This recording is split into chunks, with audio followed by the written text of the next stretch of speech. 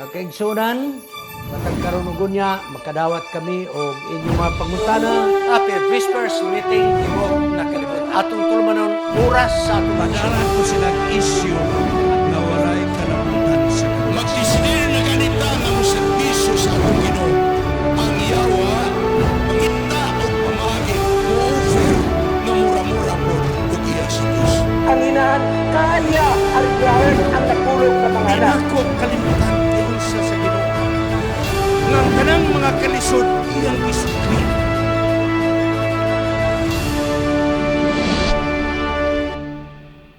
Happy prayer meeting sa Tibok Kalibutan. Ang atong S.Anis Media Ministry, Cagayan City, makikaubang kaninyo ni pipila ka mga gutlo alang sa atong pagtuon, sa atong tulumanon, oras sa atong leksyon. Mo kining panahon na atong pagahisgutan, ato kining himong yano nga pagtuon aron sa inyong paghatag usab og leksyon sa inyong mga klase sa Sabbath School. Masayon usab ninyo ipasabot. Sa pagsugod, magampo kita. Gamhanan nga Dios nga naka sa mga langit. Nagapasalamat kami og dako nga ang imong mapulong niabot sa among kinabuhi. Magahisgot kami karon sa kasaysayan sa Kristohanon nga pagtulunan nga nagsugod sa gamay nga pundok unya midagan hangtod karon. Salamat sa ministry usab ni Apostol Pablo nga karon mo among pagatun-an ini nga maong tremestry. O Diyos, patubuha sa grasya ang mga iglesia di ingkan matasakop. Ug sa pinasay kami nag-ampo alang sa among nasod sa Pilipinas. Nga karon nagpadayon ang dakong demonstrasyon sa EDSA. Kami o Diyos nag-ampo. Nga unta ulay makalas nga dugo. Apan kami nag-ampo usab nga ang paggobyerno o kagamhanan sa nasod makahatag usab og dakong pagtagad sa mga mulo sa mga katawhan. Nga ilang maadaptar ang maong dako nga reformasyon nga mahunong na kining pagtika sa mga sarapi sa sudlanan sa paggobyerno. Salamat o Diyos kay ako naghatag kalinaw sa among nasod. Kay kining tanang pagadawaton sa ngalan ni Hesus Manluas. Amen. Magkaigsunan atog yung giapil ang pag-ampo sa nagapadayon karon nga dako nga rally sa EDSA. Dili tungod kay kita may apel o politikanhon nga kalihukan. Apan tungod kay kung magkaunsa-unsa ang Pilipinas, apektado ang pagpadagan sa atong iglesia. Hinungdan nga ato kining giapil sa pag-ampo. Karong nga kaigsunan, ang karong nga trimestry na focus sa ministry ni Apostol Pablo. Akong i-prepare ang inyo na nga sa pagsugod ini, wa pa ko kabalo og pila ni ka mga Sabado nga ato pagatunan na focus kini sa pagtubo sa iglesia dito sa Asia Minor. Kaya dito mas Pablo nagpangabudlay mga kaigsunan. O ang Asia Minor mga kaigsunan, di ang nasakop na karon ang Turkey o ang Grecia o Greece. Baluarte unta ka na sa mga Kristohanon ng mga simbahan at sa unsang katarungan. Hapit na mawala ang Kristohanon pagtulunan niya ng mga nasod. Anyway, atong tunan mga kaigsunan. Ang pagministeryo ni Pablo sa dapit sa Korinto. Ang teksto na kailangan sa buhat 18:9 paingon sa 10. Usa ka gabi ni ana ang Ginoo mingon ngadto ni Pablo sa pananawon. Ayaw kahadlok. Musulti ikaw gayo paghilom. Kaya ako makiguban kanimo. Walay kamot nga magadapat kanimo ni pagpasakit kanimo. Kay adunay daghang magkatawhan ni ining syudad. Adunay ako'y daghan akong mga katawhan ni ining nga syudad. Sila carry mga kaigsunon sa ka-British nga magbuhatay og kining sapatos. Nagbutang siya og usa ka signage o usa ka sinulat sa iyang shop. Og kini igsoon ginakutlo sa mga missiologists sa tibok nga kalibutan. atong tanawon ug usa na ang iyang nasulat. Si William Carey mga 20 kapinpang panuigon between 1787 to 1789 sa iyang kaikag sa pagtuon sa Biblia, sa iyang kadasig, gusto siya magmisyonary sa ubang mga nasod. Pero maayo na iyang shop, mamuhat og sapatos, mag-repair og sapatos. Og nagbutang siya igsoon og usa ka siya ray nagbuhat ini nga sinultian. Matod pa niya mga kaigsunan. Siya sinulat, I cobbled shows to pay my expenses, but soul winning is my business. Namuhat ako og sapatos alang sa akong mga kagastuhan. Apan ang pagdaog og mga kalag mo'y akong pinakadako nga negosyo. I cobbled shows to pay my expenses, but soul winning is my business. O sa kada og pulihan nato na, ako nag-uma, aron aduna ako'y ikagasto. Apan ang pagdaog mga kalag, mao ni ang pinakadako nako nga uma. Ako negosyante, aron doon ako'y ikabayad sa mga kagastuhan. Apan ang pinakadako nako nga negosyo, mao ang pagdaog og hamiling kalag. Kini igsoon nga sinulat. Niya diha siyang shop. Hangtod karon wala malimti, especially sa mga missiologist. Siya mo'y unang milakaw. Miadto siya igsoon sa India. Sa 1789, walay Christian dito ni anang nasod. Ugo niya siya mo'y unang nag-translate sa Bible ngadto sa dialect sa Bengali. Pinaagi siyang impluensya, mga kaigsunan. Iyang napahunong ang dako nga kultura nga kalihukan sa mga dapit. Nga kung may mabiyuda, ang biyuda sunugon sa komunidad, aron ang iyang espiritu makiguban ngadto sa iyang bana. Kung ang asawa, ikaw mo'y asawa, di ka kabalibad. Kay kultura na nila. Daghanang nangamatay mga kaigsunan apar pagabot ni William Carey, gihinay-hinayan kini niya. Hangtod na himong balaod mga kaigsunan sa British government nga ihunong ng pagsunog sa mga biyuda. Si William Carey, samaw sab ni Pablo, self-supporting a missionary. Kaya itong panahon na, dili pa organisado ang mga simbahan ng Kristiyano. Wala pa'y financial capacity, igsoon, ang mga Kristiyano. Busa si Pablo, ang iyang panginabuhi, nagbuhat siya og tent, kanang luna ba? Kanang tent. Iuna na, mga kaigsunan. Mamaligya siya nini, kay magsuportar siyang kagalingon alang sa pagka-missionary. Namuhat siya mga tulda. Self-supporting mga kaigsunan. Grabe kapiruisyo ang unang panahon. Hinoon, kung doon ay nang-converter nga doon ay kakayahan, musuportar usab kang Pablo. Dagang naagyan ni Pablo dito sa mga tumutuo sa Korinto. Nga kini nagahulagway usab ang kagubot dito kaniadto ni Argapon sa atong atubangan.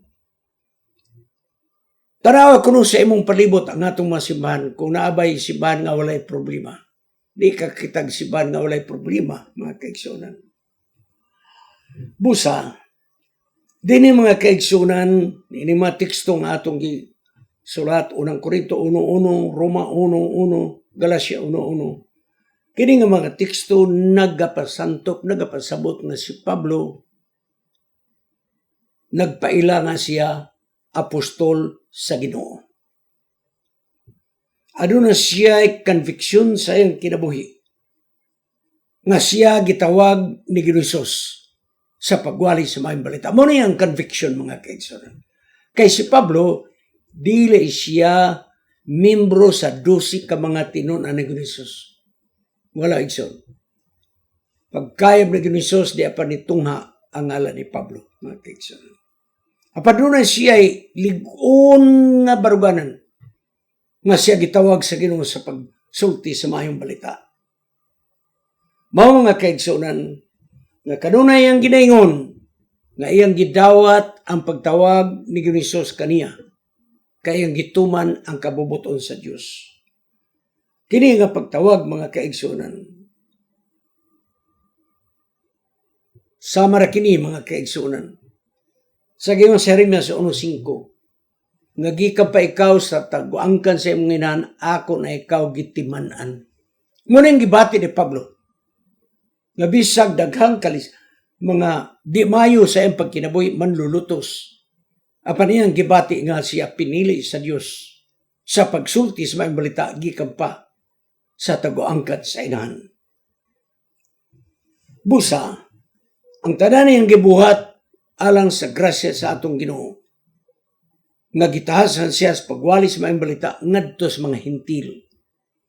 Mao ni ang tahas o misyon ni Pablo, ang pagwali sa maayong balita ngadto sa mga hintil. Sa unang Korinto 15:5 paingon sa 7, nagpamatod si Pablo nga si Hesus nga nabanhaw gikan sa mga patay. Iyang gikahibalag sa iyang pananahon mga kaigsunan. Mao nga naging siya nga pinaagi niini. Wala siya magawali siyang kaugalingon apan gipadala siya ni Hesus. Gani naging siya ako ulipon sa atong Ginoo. Roma 1:1. Titus 1:1. Galatians 1:10.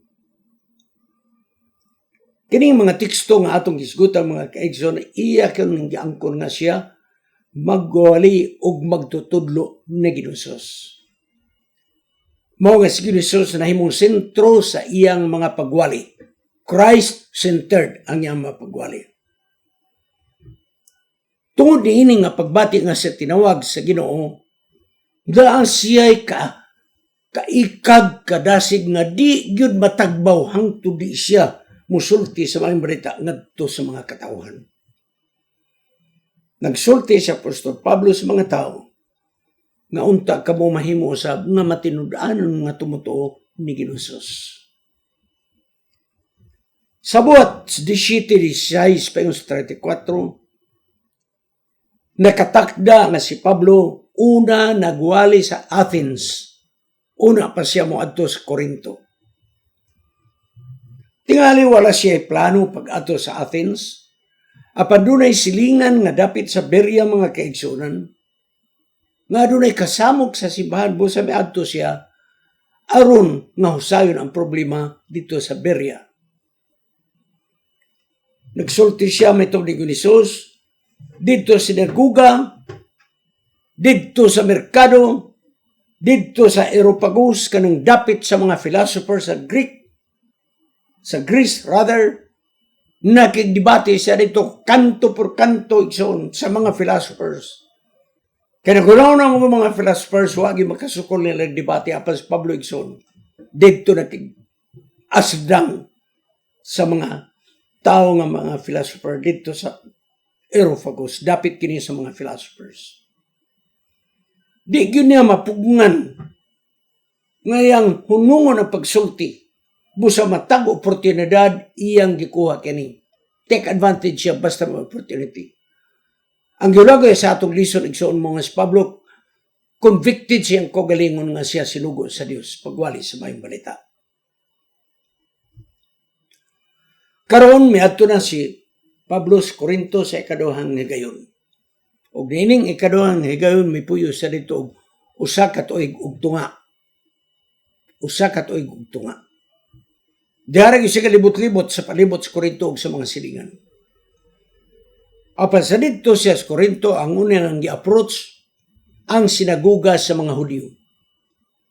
Kay iyang gigunitan ang tudlong Hesus nga unahon ang mga Hudyo. Mahimo kamong saksi, una sa Judea. Muna mga kaigsunan. Giuna niya. Iyang ipasabot ang mga Hudyo nga si Hesus muna yung Misaya. Dinihog. Nagpaabot pa mo humana si Ginoong Hesus nagministeryo. Wala madugay si Silas of Timothy misunod ngadto ni Pablo sa Corinth ug iyang nakaplagan mga kaigsunan nga okupado gyud si Pablo ang iyang mapanahon sa pagpamatuod ngadto sa mga Hudiyo nga si Ginoong Hesus mao gyud ang Misaya nga dinihog. Ang sinultian ni Pablo dito sa Corinto nga pinaka-ilado nga sinultian. Katulad yung siya, wala ko'y laing ginahuna sa bisag unsa sa inyong taliwala. Gawas kang Ginoong Hesus nga mao ang gilansang sa krus. Wala ko'y laing ginahuna. Wala ko'y laing tumong sa pag-anhin ako sa inyong taliwala. Ang pagdala ragyod ni Ginoong Hesus nga gilansang sa Kalbaryo sa krus. Wala ko'y laing tuyo. Si Pablo igsoon nagwali sa mga Hudiyo apan dili kayo mabungahon. Di kayo mabungahon sama sa paabot niya na daghang makabig. Ang iyang nadawat igsoon ang grabe kagahi ang mga Hudiyo. Di sila modawat kadaghanan kanila. Puno sa pagdumot. Naging buhat 18:6 ang mga Hudiyo misupak kaniya og nagpasipala. They opposed him and blasphemed. Ang pulong blasphemed igsoon sa katay-katay nga Grigo nga pinunang buti pasabot, gidaot ang iyang kadungganan. Gidiscredit ang iyang pagkamisyonary. Kumbaga, ang mga Hudiyo mo yun, ayaw magtuwa na nga siya pinadala diri. Iya-iya na. Gidaot ang iyang kadungganan. Parigsoon ang iyang pagbuhat sa sinagugas mga Hudiyo. Dili gyud na pakyas totally. Nga naman, may mga tao sa sinaguga nga nakabig pagkakristohanon. Mga Hudiyo igsoon wala gyud magtuo. Nga ang ilang inila nga leader sa sinaguga nga gianlan og si Crispus. Synagogue ruler. Sa ato pa siyang nagdumala sa sinaguga. Tingali karon ino na to first elder, chairman sa board. Noong sa magyod nga nabautismohan man ang tibok niyang panimalay og siya. Buhat 18:8. O buhat 18:8 igsoon daghan usab nga mga taga-Korinto nga nakadungog unya mituog nagpabautismo. Tungod sa influensya ni Crispus nga ruler sa sinagog nga nabautismuhan. So wala matutaligyon nga napakyas ang iyang pagpangabudlay sa mga Hudiyo. Tapos nga siya